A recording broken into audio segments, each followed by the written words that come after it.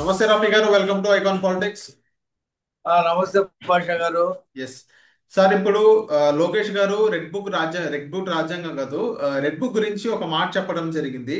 Red book పేరు వింటే చాలు వైఎస్ఆర్ సిపి వాళ్ళకి గుండె దడబుడుతుందని అన్నారు. గతంలో జగన్మోహన్ రెడ్డి గారు ఆంధ్ర రాష్ట్రంలో విధిస్తుంది రెడ్ బుక్ రాజ్యాంగం అని పదే పదే చెప్పారు.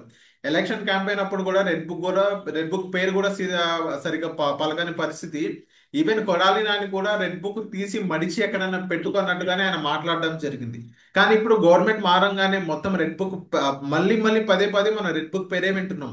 అండ్ నిన్న తాజాగా లోకేష్ గారు రెడ్ బుక్ వింటే చాలు వైఎస్ఆర్సీపీ వాళ్ళు గుండె దడపడుతుంది అన్నారు. సో దీంతో అర్థం చేసుకోవచ్చు అంటారా, ఇప్పుడు ఆంధ్ర రాష్ట్రంలో రెడ్ బుక్ రాజ్యాంగం నడుస్తుందని అర్థం చేసుకోవచ్చా, లేకపోతే క్లీన్ గవర్నెన్స్ నడుస్తుంది అనుకోవచ్చా? ఆంధ్రప్రదేశ్ లో 100కి 100 నడుస్తున్నది భారత రాజ్యాంగం. అదే నడుస్తూ ఉంది. ఆ భారత రాజ్యాంగం నడుస్తుంది కాబట్టే వీళ్ళందరూ హైకోర్టుకి, సుప్రీంకోర్టుకి వెళ్ళి స్టేలు తెచ్చుకొని ఉంటున్నారు.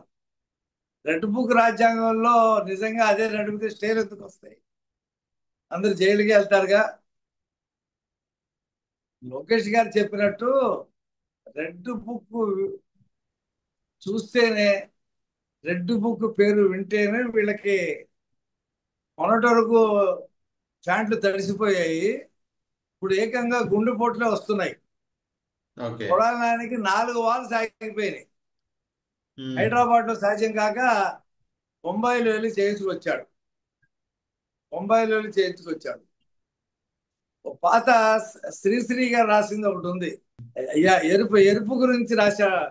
ఆ ఎరుపు గురించి రాస్తాడు ఆయన. ఏమని? ఎరుపు అంటే కొందరికి భయం భయం, వాళ్ళకంటే పసిపిల్లలే నయం నయం అని చెప్పి శ్రీశ్రీ గారు రాశాడు.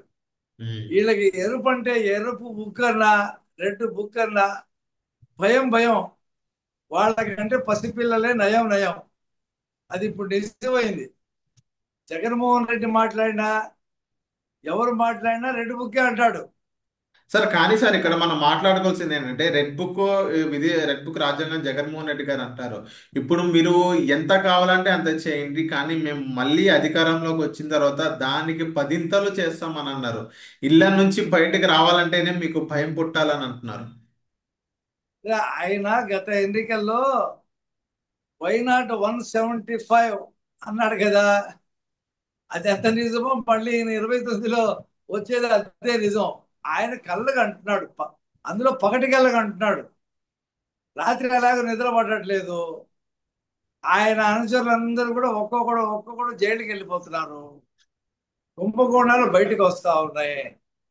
జనం చూస్తేనే ఈసడించుకుంటున్నారు. ఇక్కడ చూస్తేనే ప్రభుత్వం చట్ట ప్రకారంగా, భారత రాజ్యాంగం ప్రకారంగా ముందుకు వెళ్తా ఉంది. ఎక్కడ కూడా ఇది లేదు. కాబట్టి ఇక ఏదో ఒకటి అనాలని రెడ్ బుక్ అంటున్నాడు. వీళ్ళ మన వీళ్ళ సైకో బ్యాచ్ మేము వస్తే రాజారెడ్డి రాజ్యాంగాన్ని తిరిగి అమలు చేస్తాం, అది సత్తెనపల్లి నుంచి అని చెప్పి ఒకడు వాల్ పోస్ట్ చేశాడు. ఉమ్. అంటే జగన్మోహన్ రెడ్డి హయాంలో రాజారెడ్డి రాజ్యాంగం నడిచింది అనేది వాళ్ళ కార్యకర్తలే చెప్తున్నారు. దాన్ని మళ్ళీ తీసుకొస్తాం మేమని చెప్పి. మేము భారత రాజ్యాంగాన్ని అనుసరించి వెళ్తా ఉన్నాం. 41 నోటీస్ ఇస్తా ఉన్నాం, 41A ఇస్తున్నాం, పిలుస్తున్నాం, ఎంక్వైరీ చేస్తున్నాం, కోర్టుకు పెడుతున్నాం, కోర్టు దగ్గర పోలీస్ కస్టడీ తీసుకుంటున్నాం.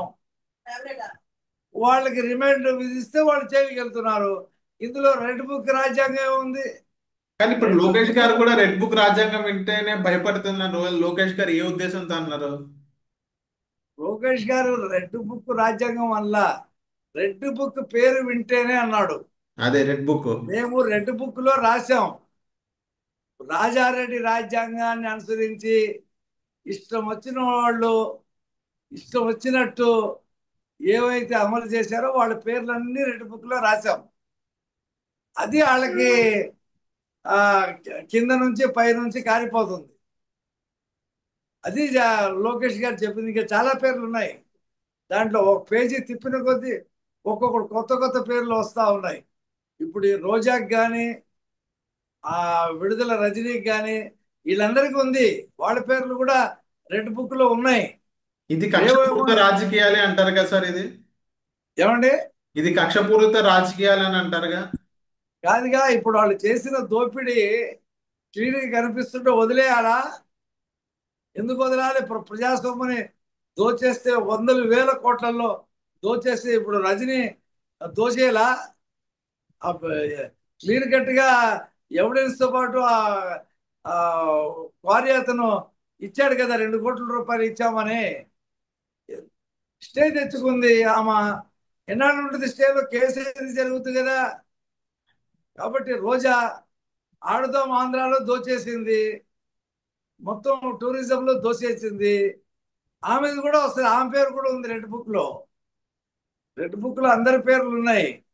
కాబట్టి వీళ్ళకి ఎరుపు అంటే కొందరికి భయం భయం. వాళ్ళకంటే పసిపిల్లలే నయం నయం అని శ్రీశ్రీ రాసింది నిజం చేస్తున్నారు. ఎర్ర పుస్తకం అంటే చాలు ఉచ్చబడిపోతుంది వీళ్ళకందరికి కూడా. అది పరిస్థితి. Okay sir. కానీ సార్ ఇప్పుడు జగన్మోహన్ రెడ్డి గారు కూడా మాట్లాడుతున్నారు, రెడ్ బుక్ గురించి అదే మాట్లాడుతున్నారు. పదే పదే లోకేష్ గారు కూడా దాన్ని ఎంకరేజ్ చేస్తున్న పరిస్థితి. ఇప్పుడు ఆ, బయట ఉన్న సూపర్ సిక్స్ కానీ ఇంకోటి ఏంటంటే గవర్నెన్స్ ఎలా నడిపించాలి కానీ ఇవన్నీ మాట్లాడకుండా రెడ్ బుక్ గురించే మాట్లాడుతున్నారు. వాళ్ళు కూడా జగన్మోహన్ రెడ్డి గారు కూడా రెడ్ బుక్ గురించి ఏ ప్రెస్ మీట్ లో కానీ ఏ విధానంలో కానీ రెడ్ బుకే అంటారు. అసలు ఈ రెడ్ బుకే లేకపోతే మొత్తం క్లీన్ గవర్నెన్స్ ఉంటది కదా, ఎందుకు ఇది ఇంట్రడ్యూస్ చేశారని చాలా మంది అంటారు. దాని పట్ల మీరేమంటారు? ఇప్పుడు లోకేష్ గారు పాదయాత్ర చేస్తున్నప్పుడు చాలా రకాల అవరోధాలు సృష్టించారు. నుంచోటానికి స్టూల్ కూడా ఇవ్వాల, లాగేశారు. మైక్ ఇవ్వలేదు, మాట్లాడటానికి పర్మిషన్ ఇవ్వాల. 12 కేసులు పెట్టారు. ఆయన ఒక డైరీలో రాసుకోవాలని చెప్పి అనుకున్నాడు.